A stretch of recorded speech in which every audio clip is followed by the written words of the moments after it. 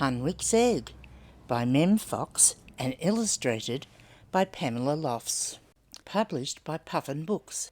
You know, in Australia we have lots of strange and interesting animals and creepy crawlies like bugs and lizards. While I'm telling you the story today, you'll also see some of the other amazing creatures in the pictures that Pamela Lofts did. Ooh, do you see that thorny devil lizard? He's a strange looking one, isn't he?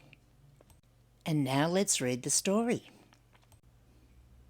Once upon a time, at the edge of a wide and dusty desert, there lived an old bilby. Can you see his nose sticking up? His name was Hunwick. One morning, Hunwick sat up and sniffed the wind. Oh, a storm was on its way. And when the storm broke, what a storm it was! The world was turned inside out and upside down.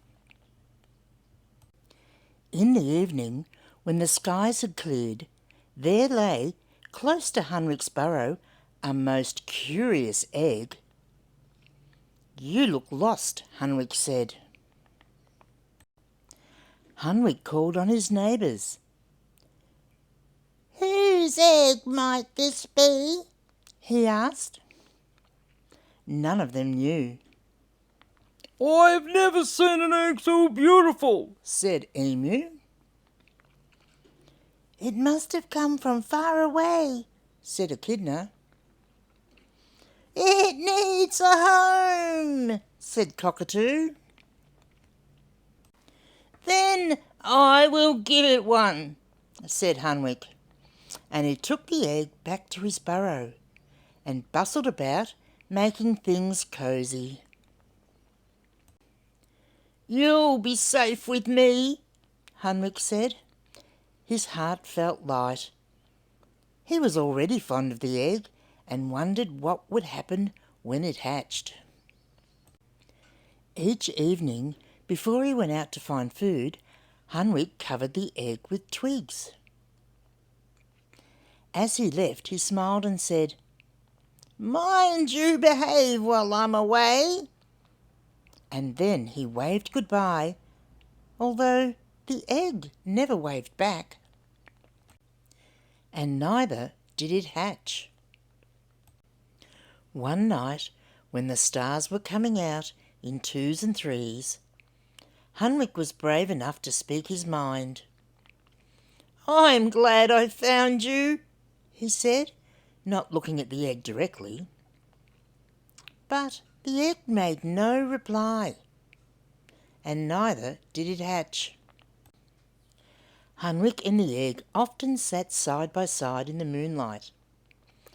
Hunwick would tell stories from his past, exaggerating here and there from time to time. He also shared his troubles.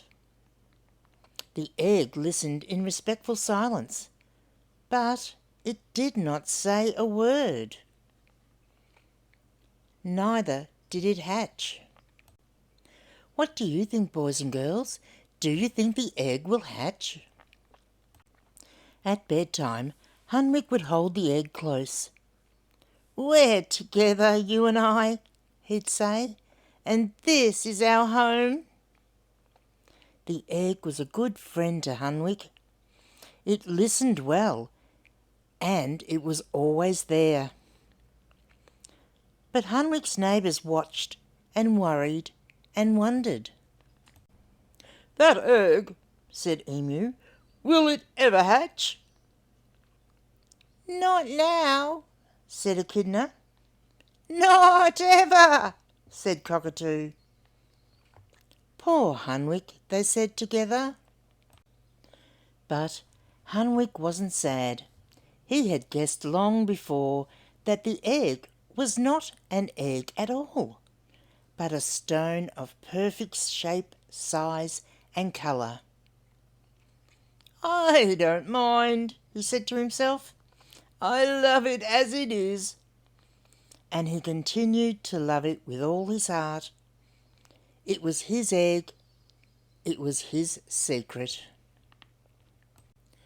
and it remained his friend forever. The end. I hope you enjoyed that, boys and girls. I'll be back soon with another wonderful story.